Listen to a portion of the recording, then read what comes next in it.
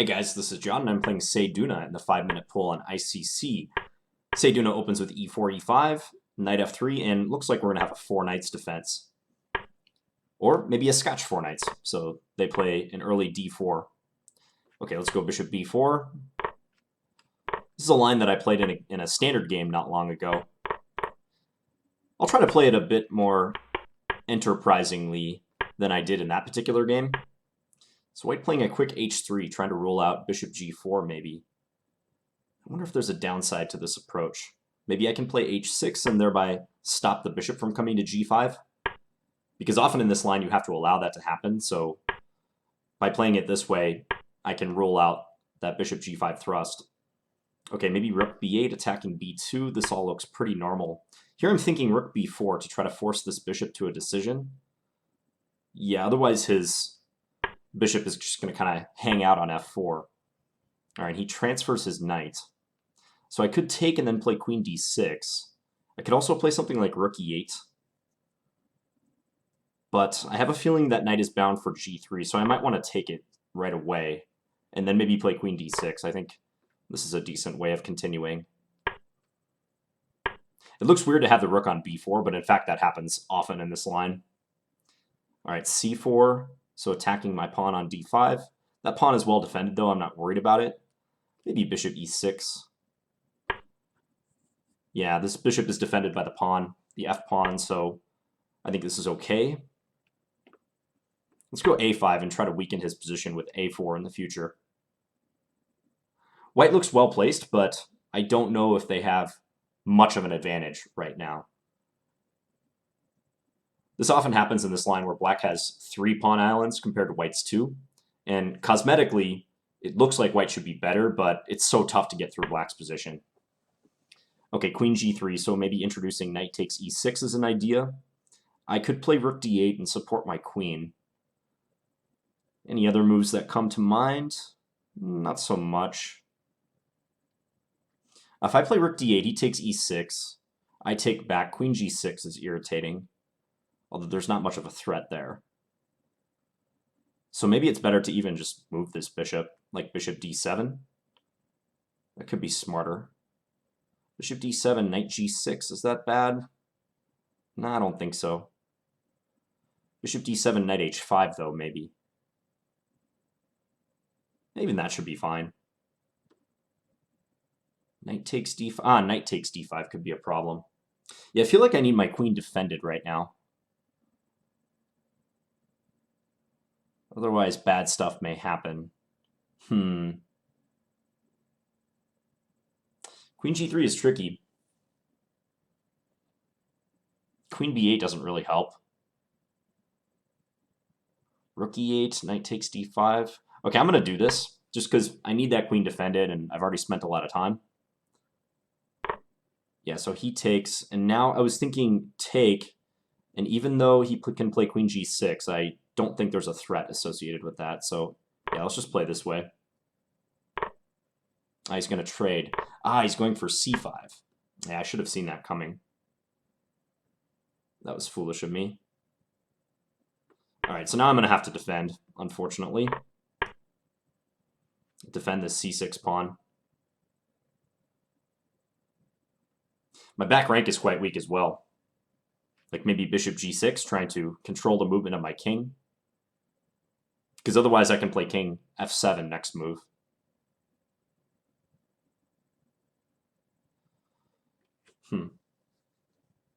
Yeah, after queen g3, white had some nice play. I think I mishandled that moment, clearly.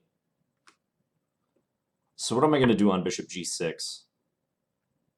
I mean, I want to go after this c5 pawn, but I just don't quite have time. King f8. King f8 doesn't really help much either. But I may have to do it. Okay, so let's do this, and then after rook e1, we'll play the rook back to b8. Just don't see any other viable way of continuing. I'm just stuck now, though. What can I do? This is ugly. Like, what are my moves now? Yeah, he's just going to play like f4, g5, etc. I guess I got to do this and then try to go for knight d7. But in the meantime, he can play rook e7. It's nasty. Okay, let's do this and hope.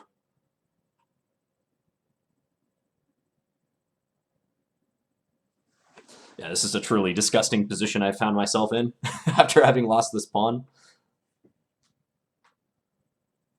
We'll see how they want to strengthen their setup now. Rook e6, okay. Yeah, just eyeing c6, also prepares rook f7. Help. I can't make a move.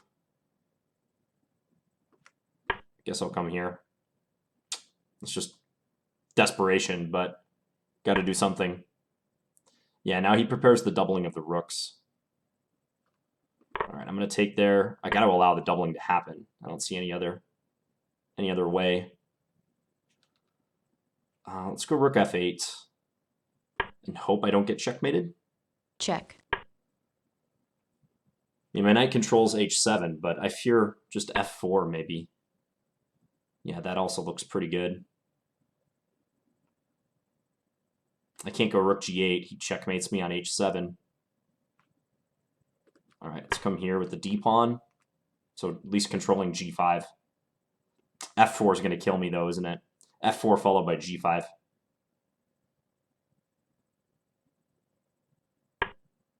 Place the bishop back. Okay, well, all right, let's come here. At least now maybe I can run the d-pawn. There's some life.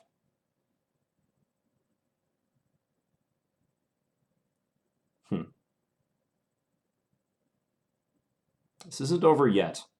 So after the bishop moves d3 against anything, I think. Like bishop g6, d3, and if g5, we can still push d2. Keep forging ahead. As long as my knight isn't lost when he can play immediately rook h7 thereafter.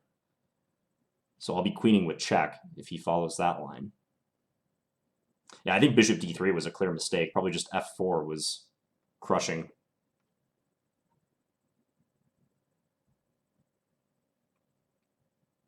I do this to myself a lot. I get a slightly worse position out of the opening, and then I spend a bunch of time, get in a tough position, and then somehow like fight my way out of it. I feel like this is a theme in my Blitz games. Bishop c4. All right, so what's your idea if I just push?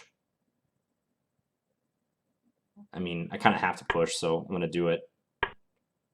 Rook there. Okay, I didn't see that coming. This doesn't work. Maybe it does. No, it doesn't.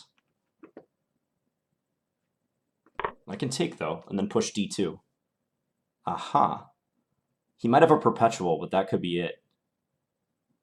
Took a while to find rook takes c4, but now I think he has to go for a draw, because... Check. Yeah, here, he can check me again, king back to h8. I mean, if he takes this, I'm pushing d2, and he can't go to d7.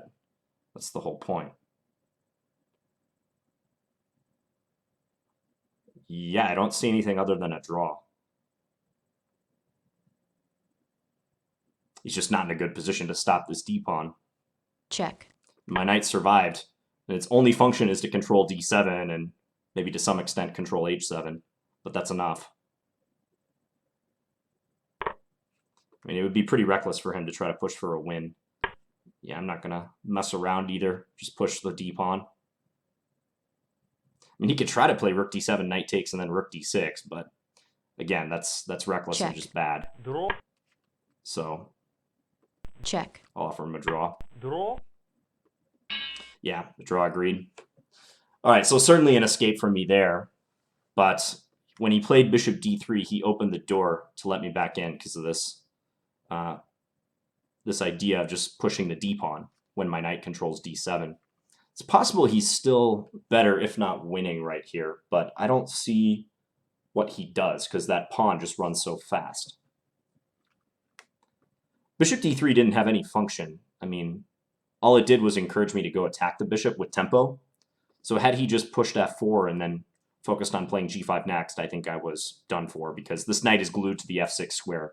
If ever I move it, then rook h7, king g8, and rook a to g7 checkmate. Okay, let's go back and have a look at this one. So white plays d4. This is the Scotch Four Knights. I've been meaning to look at this a little bit closer. I played a game against a player. Their username is Ancient in the 15-minute category, and it was a draw. It wasn't very exciting. So I may need to tweak my line here to just get some more dynamic positions and more winning chances with black. This line is perfectly fine, but it's not that awe-inspiring, let's say. Yeah, the main move here is bishop to g5. White usually plays this and takes the opportunity to immediately pin the knight. h3 I'm sure is a move. I'm just not aware of this. I guess I could play h6 immediately if I want, but I played c6 first and then queen f3. I mean, h6 makes sense because I am stopping the pin at least. Note that I'm not taking on c3. I could do this and double isolate white's c-pawns, but the price you pay in the lack of dark square control does not justify taking the knight on c3. It's not worth me inflicting this structural weakness on white when my dark squares are completely shot here. If I did that, this piece would be an absolute monster. Also, white could potentially get rid of one of their doubled pawns anyways with a future c4, so this is a superficial capture. I don't want to cede the dark square control entirely like that. So h6, bishop here. I played the bishop back to d6. I think these moves are all okay. Maybe after knight e2 I can improve. Let's add the engine and see. Yeah, you see evals like this pretty consistently in this line. Like white just a hair better by like less than a quarter of a pawn, but enough for it to become a bigger advantage should black make a mistake.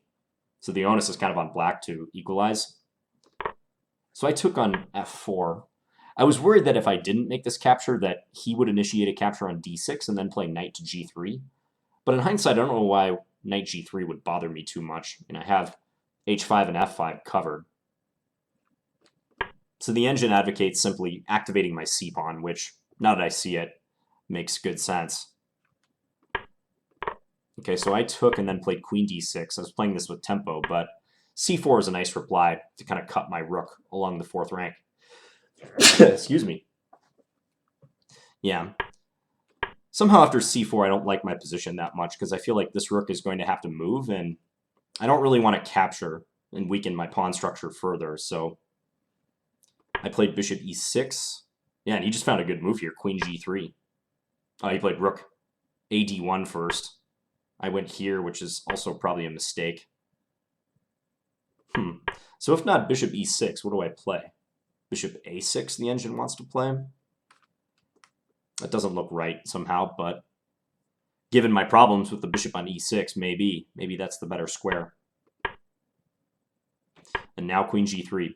Yeah, very irritating move because now the queens are opposing each other, but his knight can leap to a bunch of different squares. He's threatening knight takes e6, and if I were to move my bishop away, then I run into knight takes d5. That's a nice tactic for white.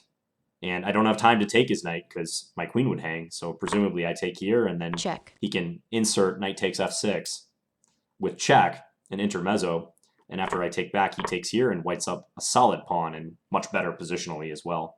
Just look at my ragged pawns all over the place. So yeah, I think after queen g3, I'm in substantial trouble. So I believe the genesis of my problems lies a few moves back, probably right around here, not playing c5. c5 does look like a good way to activate my position. I could maybe try c4, but then the landscape is different. I get to play d4, I have a protected pass pawn. This looks much better than what happened in the game. You know, it's also possible I'm just overrating this rook b8 to b4 idea. Sometimes when you have like an idea in mind that looks cool, and I've seen rook b8, b4 played in these types of positions, sometimes when you know that there's like an interesting maneuver like that present, you'll naturally gravitate towards that and you'll focus on just executing that maneuver at any cost. But it's entirely possible it's just not a good idea here. So yeah, like the engine says, just develop your bishop instead. Anyways, if we go forward a little bit, I think after queen g3, I'm in just some trouble. Rook d8 also didn't help because I didn't notice that in this line, he can play c5 and thereby win a pawn. My rook will be forced away from the defense of e6. Yeah, and I feel now that white must be winning. Maybe rook d8 was better, given that I had to bring my rook back to the last rank anyways to avert threats on e8. The engine likes rook d7, though, what I played. I really want to play king f7. I want time to make that king f7 move because that would attack his rook and, most importantly, stop him from playing bishop g6. But that chance never materialized. Yeah, I gotta believe this position is just busted for black because I can barely make a move. The knight can't move because of rook e8 with checkmate to follow. Also, this rook is glued to the 8th rank for the same reason. It just looks very bad. I'm surprised it's only plus 1.5. I thought it would be more. The engine wants me to go here, and then if rook de1, rook c8. Oh, okay, so that's a good point. I can leave this rook off of the 8th rank, provided I use the other rook to control c6 and also defend e8. Yeah, and maybe my counterplay with the rook plus the a-pawn attacking his queenside pawns is enough to create some trouble for white, and possibly c5 is weak later. Yeah, this was a much better way of doing it. In tying both of my rooks down, I'm really asking to be hurt here. Rook e7, I played king g8. Yeah, I think this position truly highlights how helpless I am. Playing king f8 didn't do me any favors either. Now I just go right back because I want to free up the f8 square for a rook, potentially. Let's see if I was correct about his potential f4 move coming up. And all this seemed fine for him. Here the engine wants to play bishop f5. Why is bishop f5 strong? Just because it prepares rook g6? Is that why? So if d4, let's just say this move. And here I'd have to give the exchange to try to survive. Yeah, this is a better version of the game for white. Can also play king f1 and get his king closer, although that looks kind of like an engine move. So instead he played right here h4, so looking to play g5. I think it makes good sense, trying to drive my knight away. Because as I said, if this knight ever moves, then we have this familiar checkmate pattern with 2 rooks against a lone king, with the f8 square being unavailable to the king. That's a pattern you should engrave in your heads. It's a typical one when there's 2 rooks doubled on the 7th rank. So I played d4 because that's the only way I can guard g5 twice. Now the engine prefers bishop d3, but I was quite negative about that move. I thought just f4 was done for me. Because what do I do about g5? He's renewed that threat. The engine says rook a8 is my best move. Not sure I would even consider that move, but the idea simply being to try to swap a pair of rooks. Check. It doesn't blunder a rook because we get to do this. Whereupon check is possible, because if I take f5, and then I would have to sacrifice my rook to avert mate. This is probably winning for white. I don't know if I would see rook a8. What if he just comes like here? So now the point is, now that the rook has moved away, I can actually escape with my king to f8. So that's why the engine for a moment was saying knight takes g4 was playable. Because at least after this, we're not immediately losing. We have a flight square for the king. All right, so it's good for white, but maybe not as clear-cut as I thought. If I can move this rook and thereby free up the f8 square, I have some hope. Although I still like white's chances to just win. Instead he did this, rook c3. Okay, and now bishop c4 looks like a mistake. He should play bishop f5 instead. And then what if I push the d-pawn? Rook g6, all the same. If I push again, then he's taking here, king g8, and bishop e6. Which is nearly checkmate. I have to play rook f7. And now we get into some weird stuff where I'm allowed to make a queen, but I'm in such dire straits around my king that it may not matter. Okay, it's kind of a wild line. I mean, if I'm white, I don't even want this sort of scenario to even have a chance of occurring. So I think because of that, he's probably already made a slight mistake in allowing my d-pawn to become this active. So yeah, as played, he played bishop c4, but then d3. Yep, and after rook g6, check, it's simply a draw because check, he can't push for a win once my pawn hits d2 because I got d7 controlled by the knight. check, So check, he wisely settled for a perpetual. One final thing I wanted to check. Where was it? Right here? No, right here.